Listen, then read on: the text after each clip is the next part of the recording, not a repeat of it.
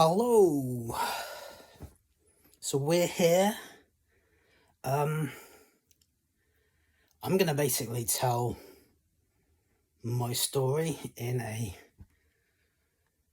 shortish fashion in context. So I'm not going to say a whole bunch of stuff. I probably will mention one or two things in my story that doesn't relate to the context of what I'm going to share. But here I am. So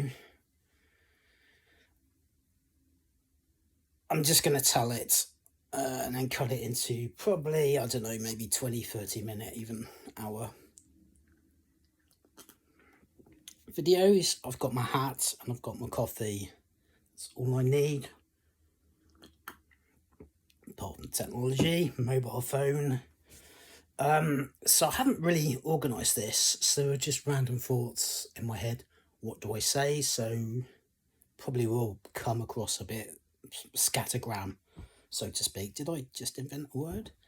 I think I did, and I hit the camera. So I'll be basically doing a lot of annoying things. But if you want to hear my story, feel free to watch the videos and to listen to my story. Well, weird things flash up on my phone, and I hit the camera again. That's going to be a constant thing, but I will cough and my voice will go, hence the drink. So all I really need is my coffee and God. We can do that. So I've never really wanted to do this. I saw the kind of need to do this at points.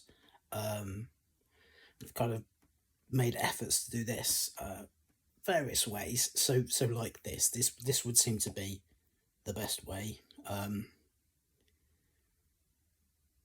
just thinking about what I'm going to say. Most easy for me to do, so rather than a screenshot video, if you know what I'm talking about. So I have done those in the past and probably will start doing them again. So yeah, it's just me telling my story. I will repeat myself, sorry.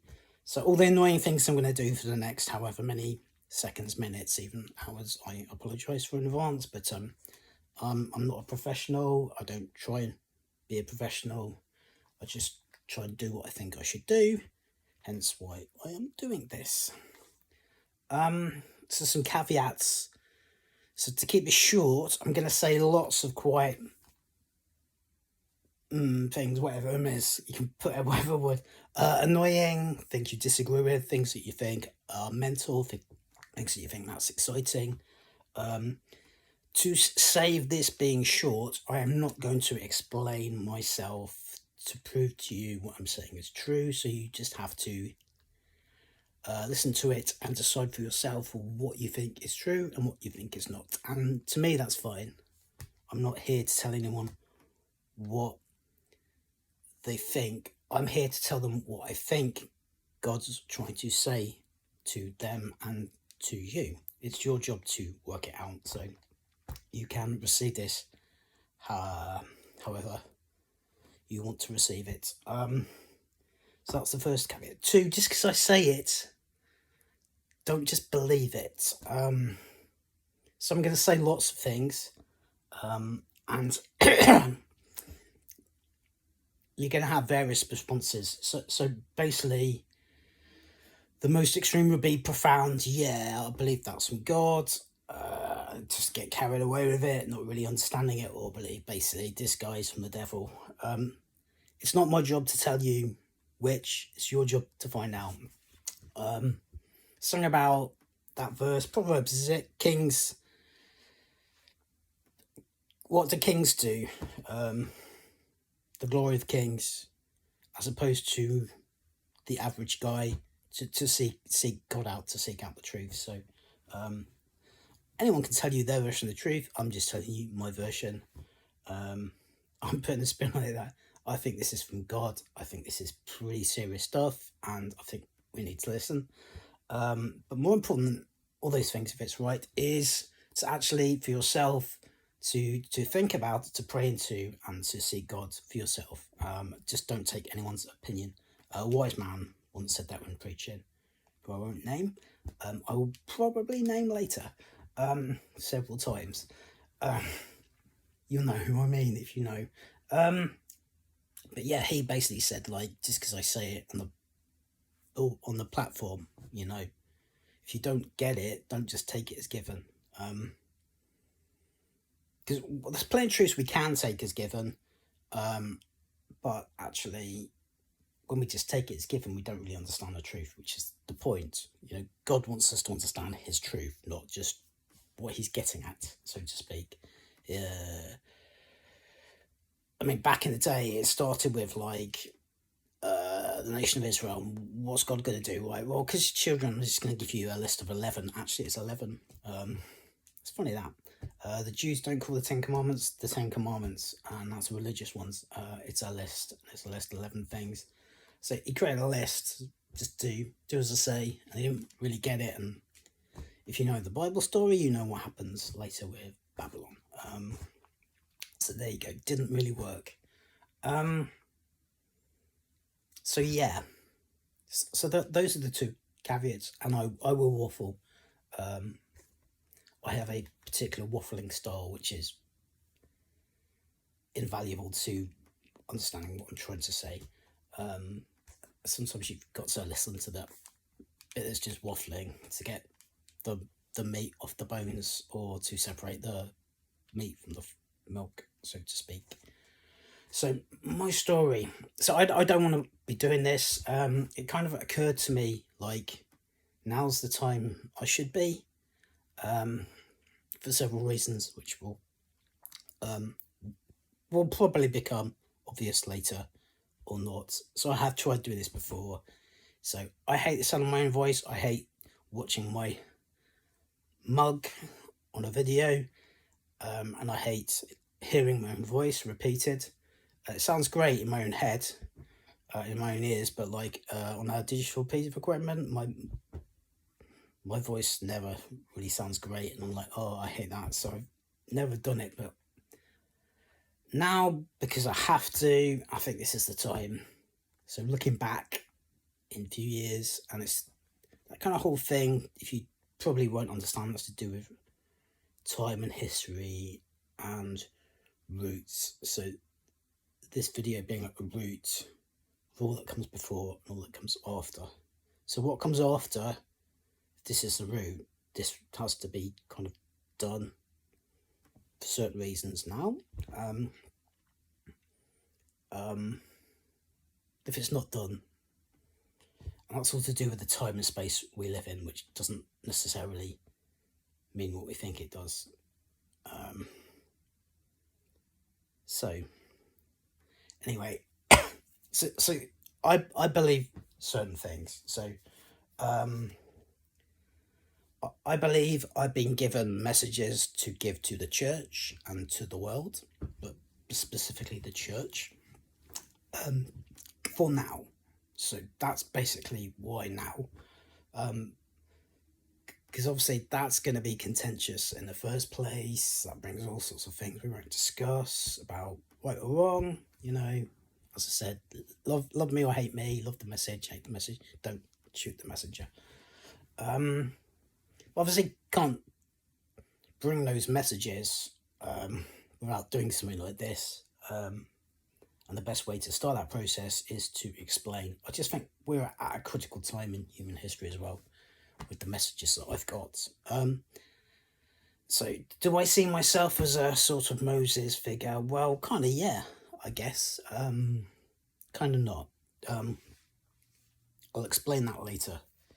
And I can be annoying like that, not explain things. So in the right time. So actually, one of those messages about space and time, scientifically, from a godly and a biblical perspective. So some of those messages will be, well, lots of messages basically. So break them down into types, but the bigger ones, they can be quite broad or quite narrow. And then behind those bigger ones, I'll probably have other not so important messages for aimed at particular things and particular times, and sort of, I guess at the bottom of that is just like messages in a week or in the year, which are very time related, have a very fixed time and space. So I hope you understand what I'm saying by that.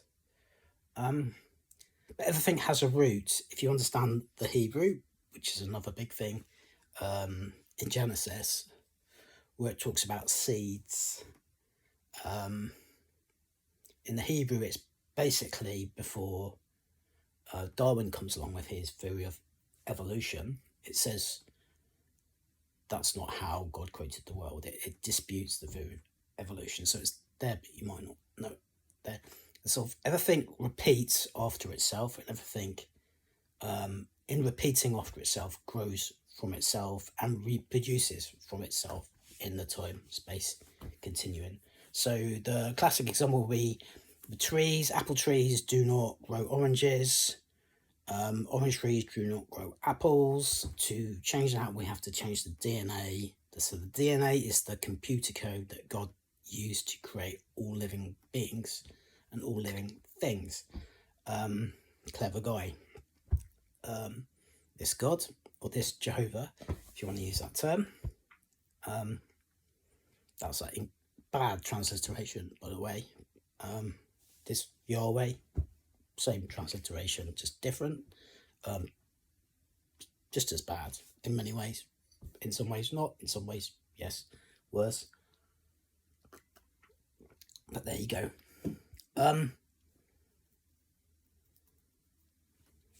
So in time, things happen in a beginning. Things have a beginning and an end. And the bit we miss is the whole picture.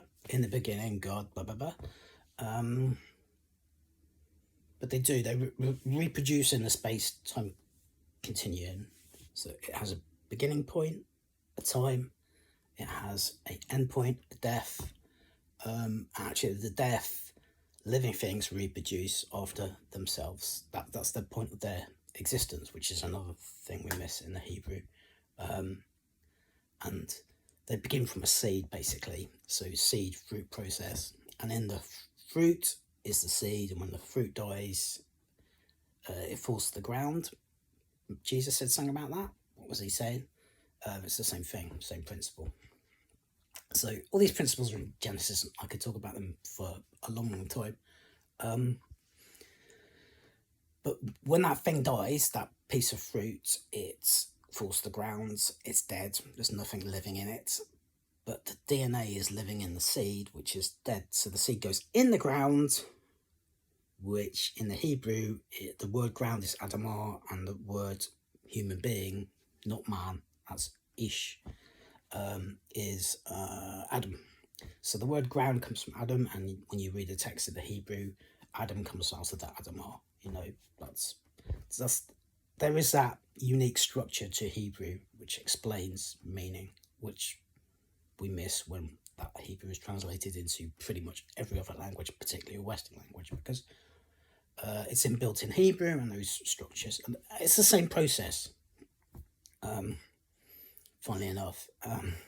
So when you understand these processes, you understand they undergird everything God created. And God's fingerprints are all over those processes. And there's nothing that happens in what we call existence, life, that doesn't work according to those principles, because that's the way God designed anything that exists, and nothing that exists outside of that God design, because that's how God designed it. It's all pretty straightforward.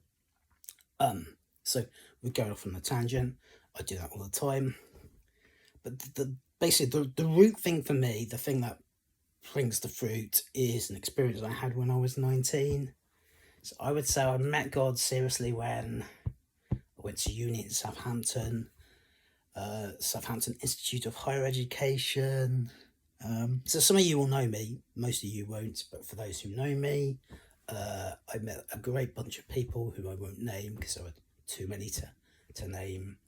Really kind of in that time, we've got what God was doing and where I was at with those people, really met God in a profound way, and God really kind of met me, and that's kind of a long story we won't go into, but God started speaking to me quite clearly. I didn't recognize it.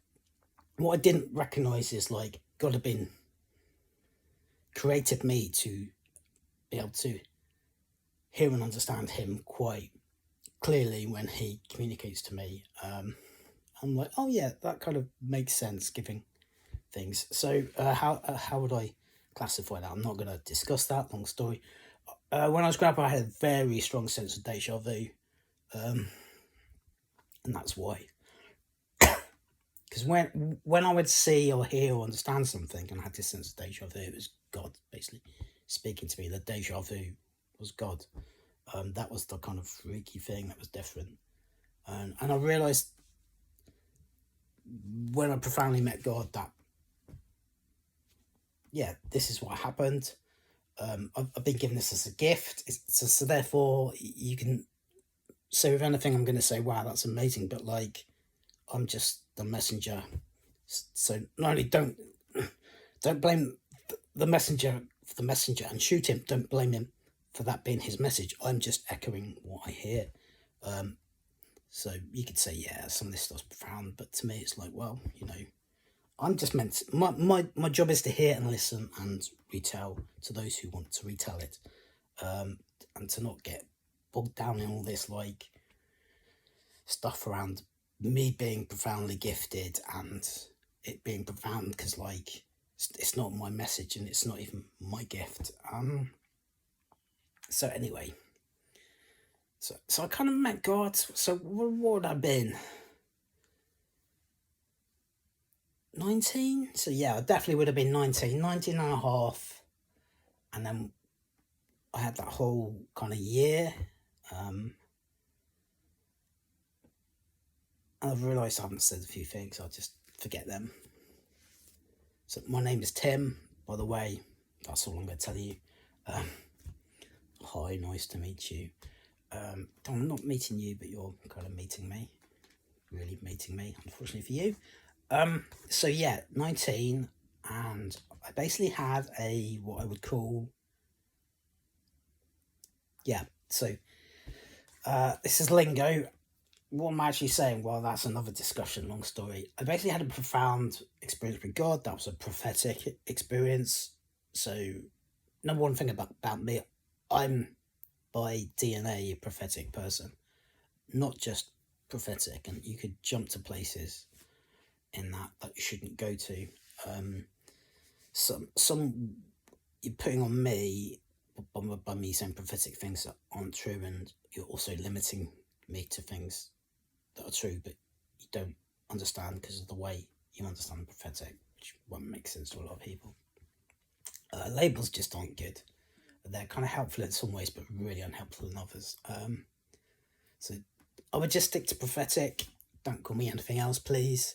And I'm not being humble. Please don't. So yes. Actually, one thing I can say about that, people who like to get it all wrong and actually end up not liking the prophetic bit of what I'm saying because they don't really get it, because they don't get me. Now, you don't have to get me to get what I'm saying or a message I bring. I'm just the messenger. Again, it's not about me, it's about God. It's about Jesus in particular. He's the king on the throne. The whole point is he's supposed to be king, not anything else. There are other things happening in the kingdom, but the king on his throne is the root of the kingdom, and if he's not on his throne, then the whole thing just falls flat. To put a bit of theology into that. So anyway, I forgot what I was saying. So yeah, I'm prophetic in nature. Just stick to that, please. If you want to spread this or say it's great. Why should you do that? Well, because God's kingdom has been established by putting Jesus on the throne. So if you think that helps doing that, and do it. If you don't, you think by doing that you're not doing that, then just don't do it. Please. So yes, that's helpful. So I was 19. I had this prophetic experience, which is what I was going back to. Bunny hop, reel it back. So I was 19 summer. I'd been away to a Christian Bible week, which wasn't profoundly good. I didn't profoundly have a profound experience. I just found myself being in a good place when I got back because of what God had done in the last year. And I had this prophetic experience, which I would classify as a vision of types. Not going to classify what that is. And it would be a panoramic vision. So I think most prophetic experiences are different sorts. There are visions as opposed to others, including trances and dreams. In a vision, you tend to, it's classified within kind of, as far as I understand it, the prophetic community. And it's kind of hard to explain, but actually what you're seeing practically is either like, it's called a panoramic vision or an open vision. So panoramic vision is like going to the cinema and watching a film. And an open vision is like being in the film. So watching a film, you get certain senses, but actually when you're in that, that's like heightened, tenfold, 100-fold, a millionfold sometimes. And you get that if you read the prophetic experiences in the Bible, because they're finding a really hard job of actually explaining things in the spiritual world that don't exist in the real world. So they have to use illustrations. So what Jesus, Revelation 1, 2, 5 and 6, where we see features of who Jesus are, would be a great example. Because it's just too profound. It's beyond understanding what we're actually seeing. So when we see it and try and translate it, it's beyond. It's kind of that experience. So in that experience, I simply and like I could tell you that, but I have to. My joke is I'd have to kill you. You're like, that's funny. I'd have to kill you, or God would kill me. Actually, was a joke. I don't think I've got permission to explain what actually happened. But I can tell you the gist of it. So the gist of it is, actually this relates back to other stuff, which I'll discuss in a little bit. But basically, it was very, very fundamentally simple, but in a profound way. It was God showing me who He was, and God showing me who I was. And I got the fact I was prophetic, but I didn't get the fact that would kind of become normal for me to be in that experience. Normal's a funny word, but yeah, I certainly wouldn't treat it like the average person in the way I experience it. It has been part of my journey and part of my prophetic experience and part of my prophetic gifting and part of my gifting to hear God in that way. So that's what happened. So that became a root. So it's funny. I could talk about certain things for hours if you let me. So I'm gonna try and not to, unless I should. But everything I would simply say everything before in my life now made sense, and everything that was difficult to understand in the future, or I had a problem with, or in any way was going to be difficult, was going to be hard, I could then relate to that experience. And obviously with the prophetic you have, some of this stuff's difficult to understand anyway, and again I could go on. But in prophetic you have different layers and different giftings and different types and different things, just generally. So generally speaking on that, if you look at a triangle, and putting an upside down one would be a good example. So there are certain experiences that people have which a lot of other prophetic people don't have, and then there's a lot of people who are prophetic and have the similar prophetic experiences. So we're talking about the prophetic experiences that few people have. So in a way it's quite profound, particularly to the individual. It's not really saying that much. Other than, I think that's just how God uses that gifting on certain people to talk to other people. That's just the way the kingdom works. It doesn't mean particularly there's a hierarchy, but we want to put a hierarchy in there. Like the original Spider-Man films with Tobey Maguire, like when you get a gifting, it brings responsibility. It doesn't say anything about who you are. So what differentiates my gifting from other people is I have a responsibility to nurture and to care for that. Those messages I'm seeing in my gifting, which is different from other people. Doesn't make me special. What's special is the responsibility, which is a burden.